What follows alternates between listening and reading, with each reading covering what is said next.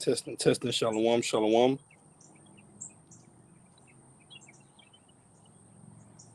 Testing, shalom, shalom.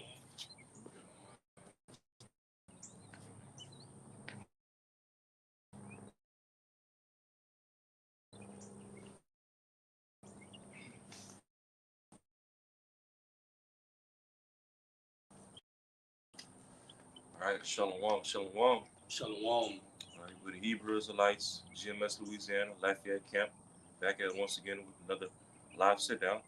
All right, but as always, before we get started, we want to give our praise and glory to Yahweh Ba'Shem, Yahushua Ba'Shem, Yahushua. Double honors to the apostles, bishops, and elders of Great Millstone, Ruwell, as well as Teach Well, and peace and salutations to the whole elect of the nation of Israel, scattered throughout the four corners of the earth. All right, mighty Shalom. Mighty Shalom. All right, as you can see from the title of the lesson, the elect are the true preppers of the earth. All right, the elect of the nation of Israel, which is the elect of Yahweh Shem Shai, are the true preppers of the earth. Because you know, if you're a sensible person, a prudent person, they can kind of sense what's going on in the world as you got wars and rumors of war brewing up. You got division at an all-time high, especially on a political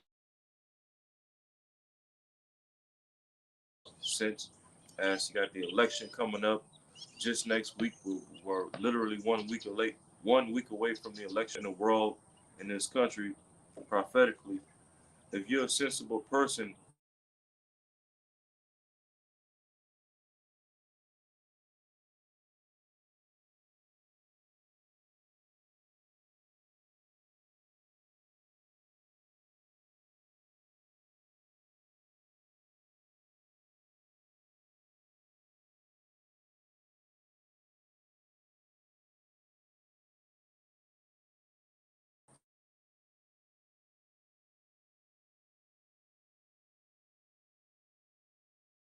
that's looking at what's going on, that we're at the end of the hopeful elect.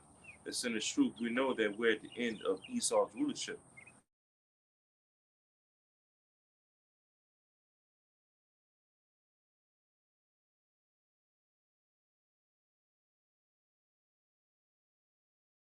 And so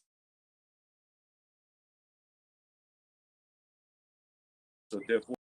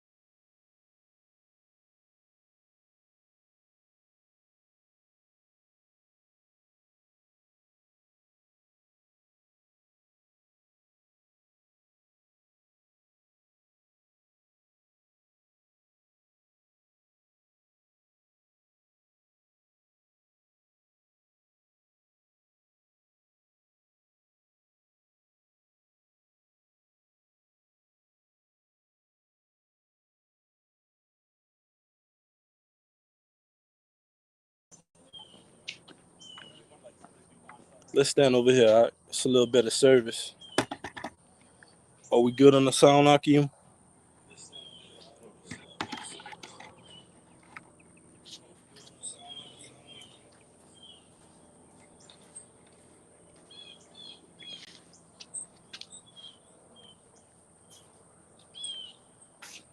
Brother said, "Come, good on my YouTube."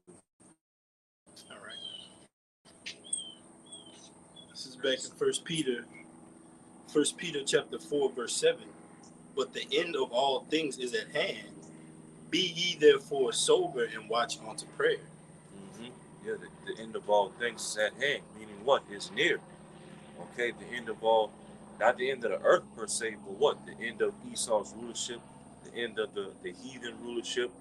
So what? Be sober, all right? And of course, we can apply that to a carnal sense, be sober on a carnal sense, but ultimately be sober in a spiritual sense. Don't be taken by all these deception and philosophies and pseudoscience of the world, and watch unto prayer, watch and pray. Even Yahushua told that to the disciples in the Gospels. Watch therefore and pray. You know, you got it. All right, this is the second one. It's Proverbs 13 and 21. Evil pursueth sinners, but to the righteous good shall be repaid. A good man leaveth an inheritance to his children's children, and the wealth of the sinner is laid up for the just. Mm-hmm. The wealth of the sinner. All these things that these Edomites and these so-called prepper Edomites have stocked up, okay, and the law is gonna make way to where those things end up falling into the hands of the elect in some way, shape, or form. They showed you that in the movie Leave the World Behind, when when the daughter at the end of the movie, she was able to get into that mansion and get down into the bunker. Okay, not only get into the mansion, but get down into the bunker, in the safe place where she found all that food and stuff. Okay, and that's symbolic of the elect. The Lord's gonna make way to where, hey, we're gonna find provision in some way, shape, or form. Okay, that these a lot of these people have stocked up. Okay, that's all gonna be left for the elect. Yeah, something else. That's Second Esdras. Yeah. All right, this is the book of Second Esdras, chapter 16. And I'll start, where you want me to start at? I start at 37. It says, Behold, the plagues draw nigh and are not slack.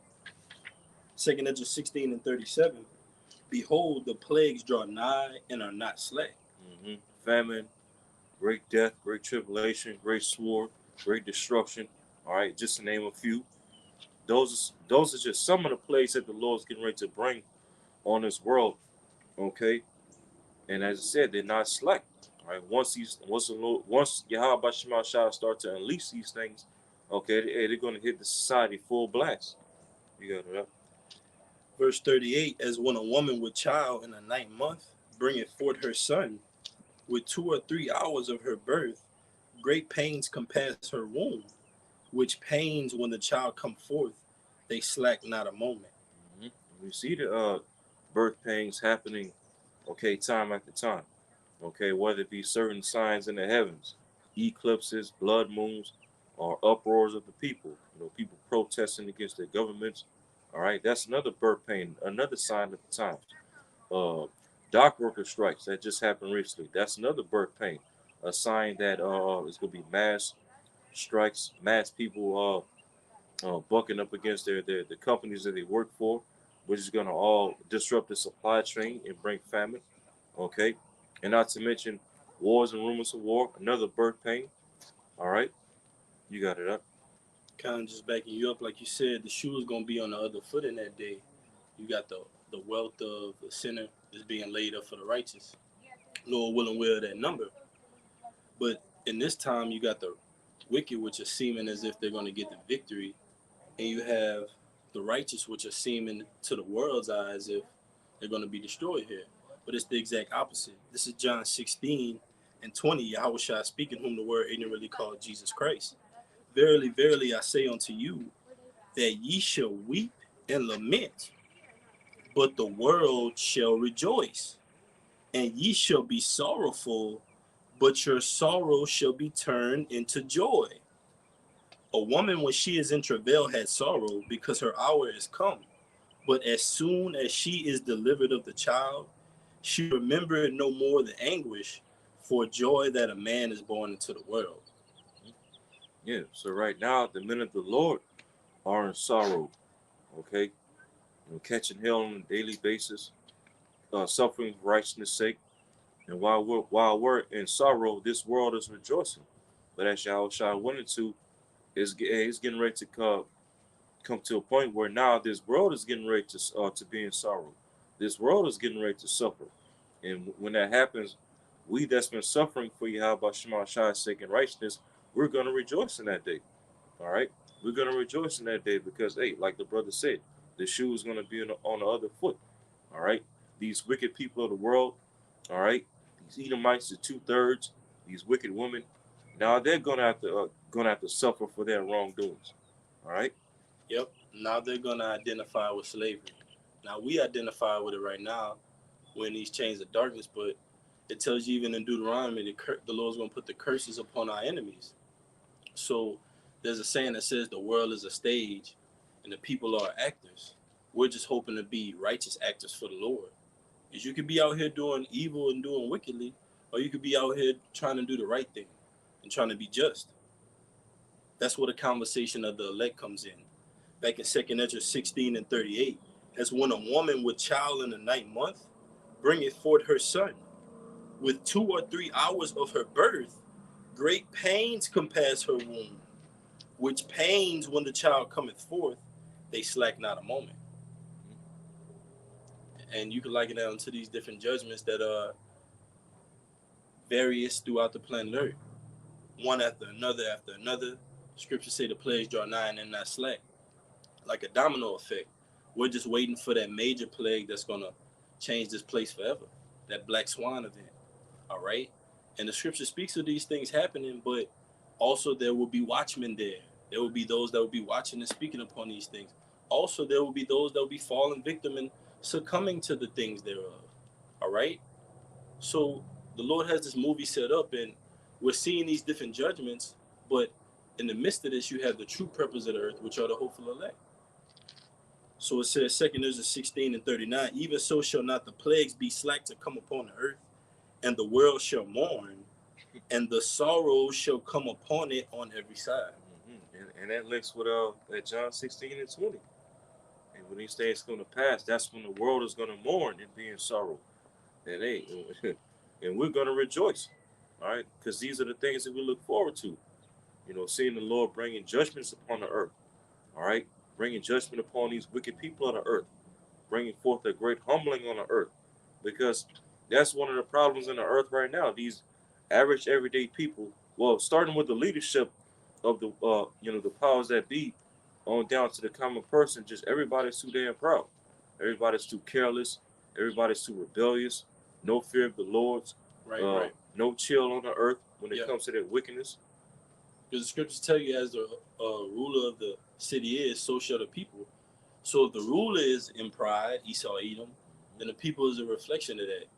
So the average person you come across, they're so bent up in their own world that they've created in the metaverse, all right, that they don't care about prophecy, all right? They don't care about these judgments that the Lord is sending that are not slack.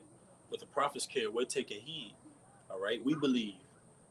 So it says back in 2nd Ezra chapter 16, verse 39, 2nd Ezra 16 and 39, and it reads, even so shall not the plagues be slack to come upon the earth, and the world shall mourn, and sorrow shall come upon it on every side.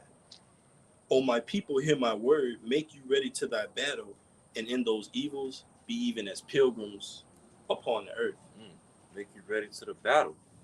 Okay, because hey, that's a perfect word to describe the the setting that's getting ready to come to the society. It's going to be war on all sides, plagues on all sides, civil unrest, civil war, divisions, martial law, infightings, outfightings, just all types of fightings.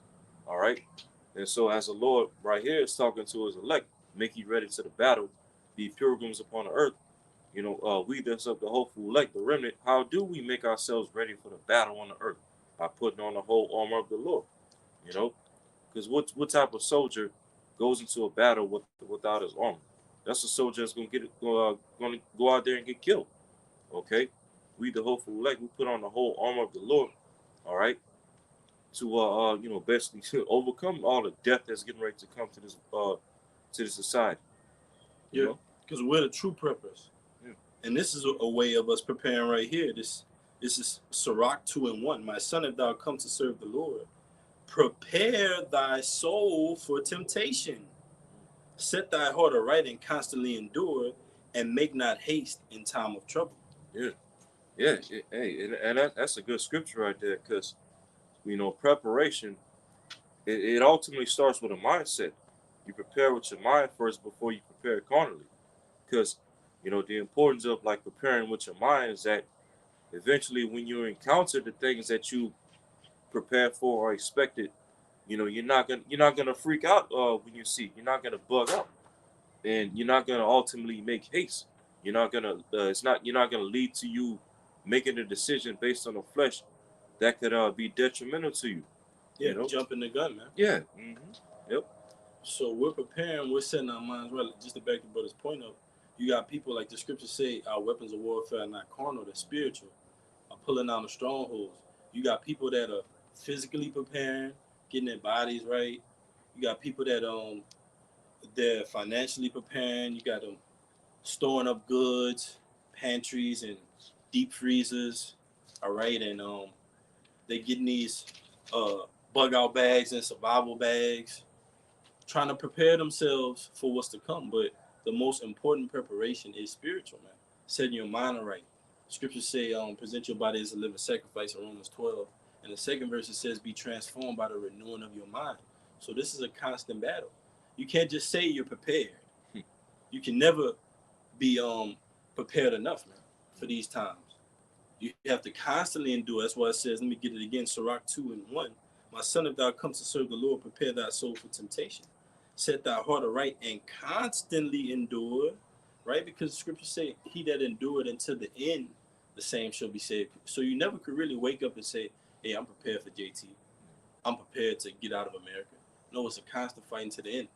Think about the storyline of prophecy that we're in. Things have to come to pass in order to usher in the return of whom the word ignorantly calls Jesus Christ, who's Yahushua. All right, so it says, verse 2 again, the letter in, and make not haste in time of trouble. Verse 3, cleave unto him and depart not away, that thou mayest be increased at thy last end. True preparation, man. Cleaving unto the Lord. All right, girding thy loins like a man, like the scriptures say. Constantly enduring, setting thy heart, thy mind right. It said that thou may be increased at thy last end, and we're in that right now. It tells you in the book of Job, these skin worms destroy my flesh, to destroy my body, and my flesh I shall see God. All right, so we're back in that time right now where we're gonna see Yahweh Shem Yahushua, man. Lord willing, we be at that number. We're gonna see Yahushua crack those clouds, man. We're gonna see the angels deliver us, the Lord of hosts in his glory, the heavens armies, man. All right, with the quote unquote, like they say, the naked eye, man. And we're gonna be transformed, Lord willing, we be at that number, man.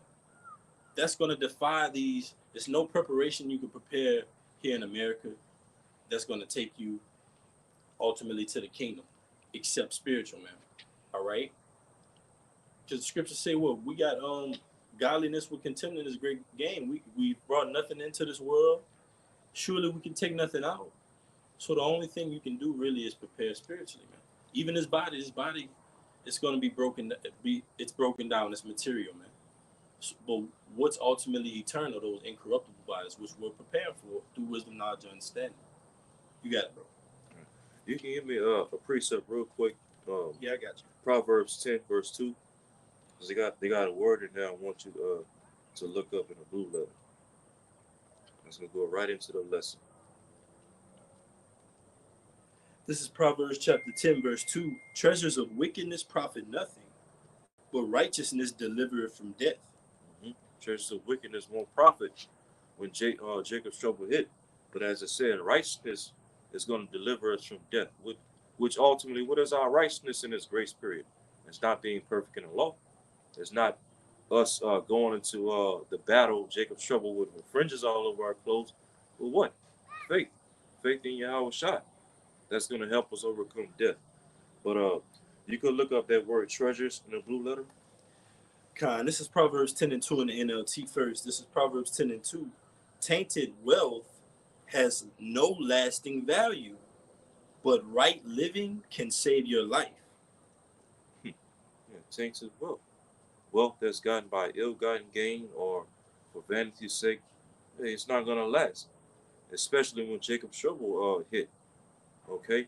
Because like the brother read earlier in Proverbs, a lot of the wealth and the stuff that these Edomites, these so-called preppers got stocked up, hey, the Lord's going to make it to where a lot of these things fall into the hands of the elect so that they can endure to the end. Lord willing, we'll be at that number. You got that? That word you wanted out? Yeah, treasures. All right. I got that word treasures. The Strong's H214. Strong's H214. Otsar. Otsar. Osar, it says Strong's H214. A treasure, a storehouse, a treasure, gold, silver, etc. Right. Gold, it goes to gold, silver. Hey, you got a lot of these Edomite preppers, they talking about, one of the things they talk about stocking up on is gold and silver. You know, buy gold, invest in gold. Well, guess what? It says in Ezekiel the 7th chapter, they shall cast their gold and silver in the streets like trash. So all this gold and wealth that these so-called preppers got stocked up, hey, that's not going to profit them in a day of the Lord. Right. Scripture said, riches profit not in the day of wrath, but righteousness shall deliver from death. So you can tell, like the scriptures say, where your treasure is, your heart will be also. You can tell a lot about a person when they've climbed to a certain stature or have a certain amount of monetary value attached to them. Man. All right? But the scriptures say you can't serve the Most High and Mammon. So even if you could get to a point in the society to where you're quote unquote well off, apply the scriptures. The scriptures say, give me neither riches nor poverty, but food convenient for us, which is this wisdom, knowledge, and understanding. So that's all we need in that time, man. All right? The Lord is going to take care of us. So it says, treasure, gold, silver, etc. Store, supplies of food or drink. Supplies of food or drink. That's another thing that one of the main things that these so-called preppers always harp on. You know, stock up on food, stock up on drink, stock up on medicines. Okay, buy, a year's supply of food. Well, guess what? Okay, that's not gonna profit in Jacob's trouble when the day of the Lord comes. Okay, because hey, we the hopeful elect. Ultimately the so-called food and drink that we stock up on, okay, to keep us fulfilled in Jacob's trouble is His word. We just liken it to food and drink. All right, rivers of living water. It even tells you in Sirach, the bread of understanding. I think that's Sirach the 15th chapter. Okay, this is the ultimate food and drink that we that's going to be our treasure when Jacob's trouble hit. You got it up. It says treasure house, treasury, treasure house, storehouse, magazine, treasury, magazine of weapons, figuratively of God's armory. Magazine and weapons. Another key thing that these so-called preppers harp on as well. Oh, you got to stock up on guns, stock up on bullets. Hey, since 2020 up until now, you've seen a lot of these Edomites, stocking up on bullets and ammunition. Okay, well, guess what? That's not going to profit you in the day of Jacob's trouble. Okay, because that's just you trying to live by the sword. All right, which is what Esau does best anyway. All right, and now you even got a lot of 2/3 of our people that's talking about stocking up on guns and ammunition and tapping into Esau's blessing. Well, guess what? Yahweh Shai said in the scriptures, if you try to live by the sword, you're going to die by the sword. All right? And that's why we, the hopeful elect, our sword is not dependent on the carnal sword. Mm-hmm. Our sword, so to speak, is the word. That's right. Hebrews 4:12. You got it right. Cutting asunder and piercing the soul, man. Through the intents of the hearts of man. That's what the word does. That's Yahweh Shai, man. So that's all we really need is Yahweh Shai, man. In these times. All right? And it's going to be proven, man. The world is in a major shadow of doubt right now, man. But guess what? We're living by this word. Lord said, man shall not live by bread alone, but by these words, man. This is how we're going to live. This is how we're going to gain the kingdom. So what if these people don't believe? Let these dooms preppers, let these preppers prepare in lies. We're going to prepare in truth, man. Lord willing, we be at that number. The right way. You got it, bro. You could got some more. Yeah, read. Oh, you got some more? It says magazine of weapons, figuratively of God's army. It says storehouses of God for rain, snow, hail, wind, sea. And then it says KJV translation count. It says treasures, treasury, storehouses, cellars, armory, garners, store. Yeah, man. Cellars. And then you go down to the Jacinius Hebrew Chaldee lexicon. It says treasure, what is laid up, a store, stock. Oh, wow. Yep. Hey, that's on point. Yep. As a matter of fact, you can read the actual verse one more time. Now that we got all of that, hey, we can put it all in context now. You got it, huh?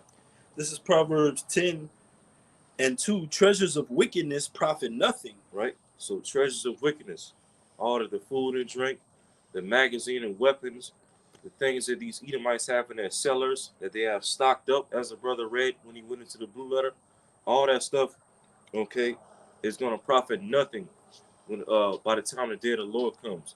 All right. And that even goes to 2/3 of our people. Because 2/3 of our people, they don't believe. So therefore what? They're going to try to stock up on things and stock up on guns and try to tap into Esau's blessing and try to survive Jacob's trouble in the carnal sense. But guess what? They're not. They sure won't survive in that day as well. All right. But you can finish the verse. That's right, man. They want to tap into their treasury. These people have arsenals. Just like you play that game on, your brother's familiar with GTA 5. You have the little circle, and it has like a circle within it or something like that. And you have like, you go to one and it goes to different weapons, different things in your arsenal. These people got that in real life, man. In these storehouses, man. All right? But the scriptures say, like we brought out earlier, the wealth of a sinner is laid up for the just. So we know that these different plagues and pestilence, like we read earlier, the plagues draw nigh and are not slack. These plagues and judgments, they're going to take out these people, man. All right? So that wealth, those storehouses, those cellars, they're going to be used by the righteous, man, for good, just like the earth is after this place is all destroyed, man. You got it, bro. You can read verse 3 and after that. Proverbs 10:3, the Lord will, and I'm going to read it in NLT. I was looking at it in NLT too. Okay. Proverbs 10:3, the Lord will not suffer the soul of the righteous to famish, but he casteth away the substance of the wicked. God. Yep. And that word famish, when you go into it, it basically means hunger. So the Lord, he's not going to suffer the righteous, the elect, which Lord willing we be at that number, to go hungry in the time of Jacob's trouble come. All right, because like it says in Isaiah, the Lord's servant is going to eat. Right? But, the substance of the wicked, all these things that the wicked of the earth got stocked up and prepped up, including the 2/3 of our people. All right, the Lord's going to cast all of that stuff off. You got it, right? Yeah, and we can end it out on that Isaiah 2 that you had quoted. Okay. Proverbs 10:3 in the NLT, the Lord Yahweh will not let the godly go hungry, but he refuses to satisfy the craving of the wicked. Ooh. Man. Hey, so again, all the stuff that you wicked people in the world got stocked up on and stored up on, and the Lord's not going to allow you to be satisfied with all that stuff. Because again, in some way, shape, or form, and the Lord's is gonna perform miracles to where these things that you have is gonna fall into the hands of his elect, and you're gonna go hungry. All right, you're gonna be without protection. You're gonna be without clothing and heat. All right, and the elect are gonna have these things. All right, you got it. This is Isaiah 65:13. Therefore, thus said the Lord Yahweh, behold, my servant shall eat, but ye shall be hungry. Behold, my servant shall drink, but ye shall be thirsty. Behold, my servant shall rejoice, but ye shall be ashamed. So the Lord's servants are going to be satisfied when these times come. All right, because what? Lord willing, we'll be at that number. We've been preparing the right way for these times.